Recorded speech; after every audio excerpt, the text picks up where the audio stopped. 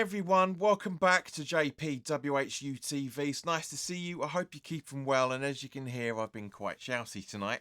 As a result, this is my full-time thoughts of West Ham 1, Spurs 1. As always, guys, this video is sponsored by the channel sponsor, 3retro.com.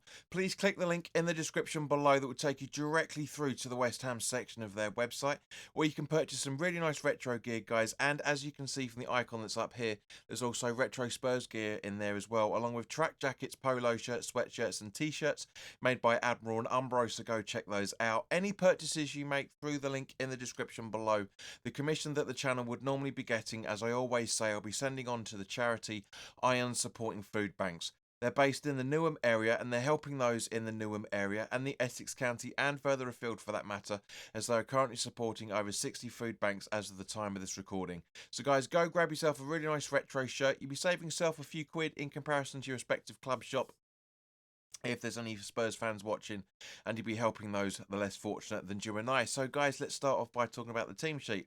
As predicted, Fabianski in goal for the injured Areola, with a back four of Soufal, Mavropanos, Zuma and Emerson. A midfield five, according to the BBC, of Bowen, Paquetá, Souček, Ward-Prowse and Kudus, with Antonio up front. So, pretty much, bar the Areola injury, it's unchanged from the starting 11 from Newcastle.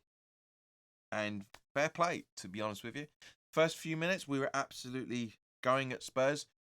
Bowen had a really, really good chance going wide, and then the usual West Ham capitulation.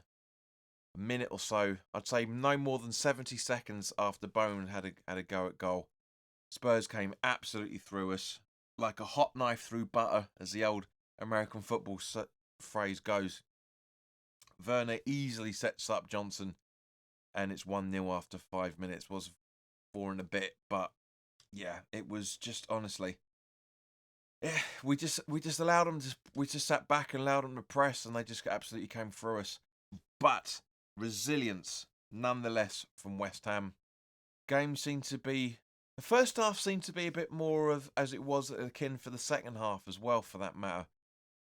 Two halves of chances for both sides, really, especially when it came to the midfield battle. Our midfield was nowhere in the first half, absolutely nowhere. But really, really good corner from Bowen on the 18th and a bit, 19th minute. And Zuma, for the second time this season, scores a goal without actually realising it. It comes off his back. And the funny thing, the reason why I'm saying that, because obviously earlier in the season, I can't remember which away game it was, but you know, the ball hits the back of Zuma's head, and bam, it's in the back of the net. And it's no, sorry, it was a home game, wasn't it? It was the home game. Which home game was it? Arsenal, I think, maybe. I can't remember. But it hits the back of his net, and he looks round, but by the time he notices where the ball is in the back of the net, and it's the same thing. You watch the replay of the game, and Mavropanos is celebrating before Zuma's actually realised what's happened. But yeah, I mean, other than that, it was a bit here and there in terms of the first half. Yeah, there's nothing. Both halves you can say was wasted opportunities from both sides. You really, really could do. And I'm not going into the fact of the officials and the ridiculous decisions that are being made. I'm sick and tired of talking about officials on this channel, and I'm sure you guys are as well. But just let's focus on the abilities of both players, both sets of players. Yeah, it was mad. It was a mad game.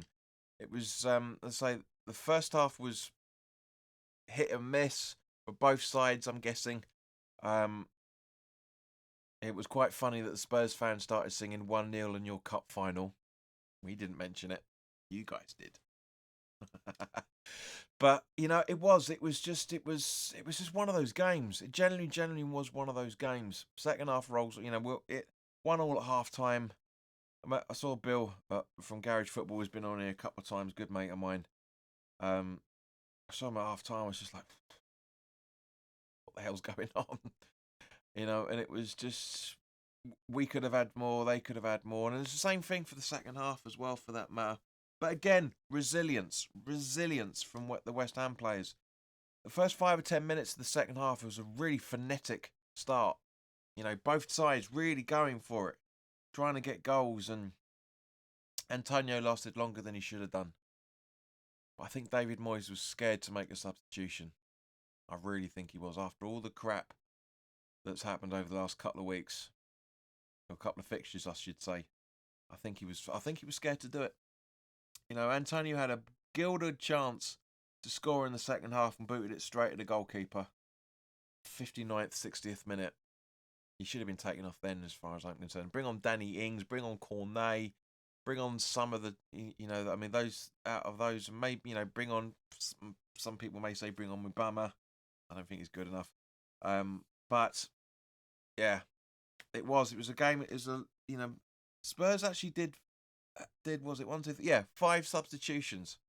On the 70th minute, took off Bentancur and Maddison and brought on Kulusevski, Asart and Kulusevski, respectively. Maddison was really fucking cheating gun. Really, really was bad. Bissouma and Werner came off for Højbjerg and Richarlison 12 minutes later.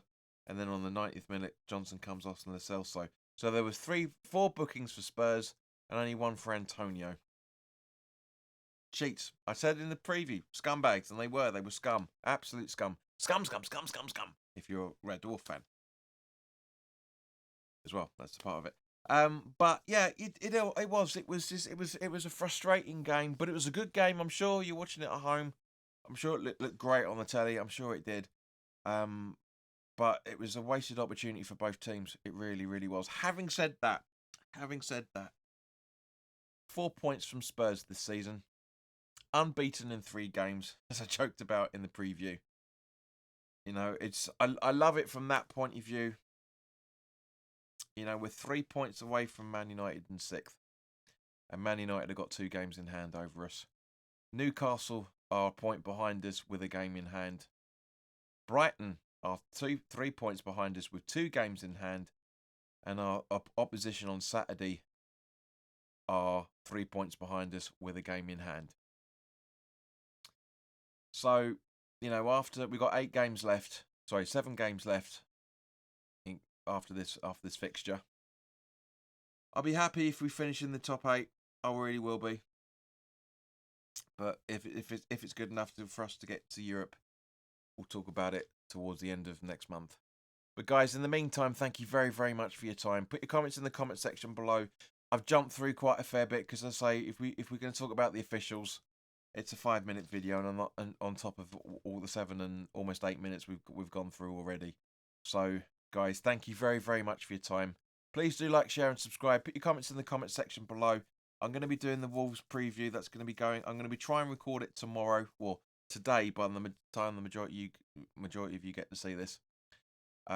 So yeah, keep an eye out for that. That hopefully will be going up on Thursday late afternoon, so keep an eye out for that. But as I say, please do like, share, and subscribe. Do you know what? I'm going to stop asking you guys to subscribe. You don't listen, quite frankly. So yeah, it was 80% of you guys have been watching these videos over the last month and not subscribed. I'm not asking you anymore. But guys, enjoy yourself. Enjoy the rest of your day. If you're watching this on Wednesday, enjoy the rest of your few minutes of Tuesday night. And I will see you very, very soon for the Wolves preview. And we'll be doing the Wolves watch along at the weekend as well. In the meantime, guys, look after yourselves. Take care. And I'll see you soon. All the best now.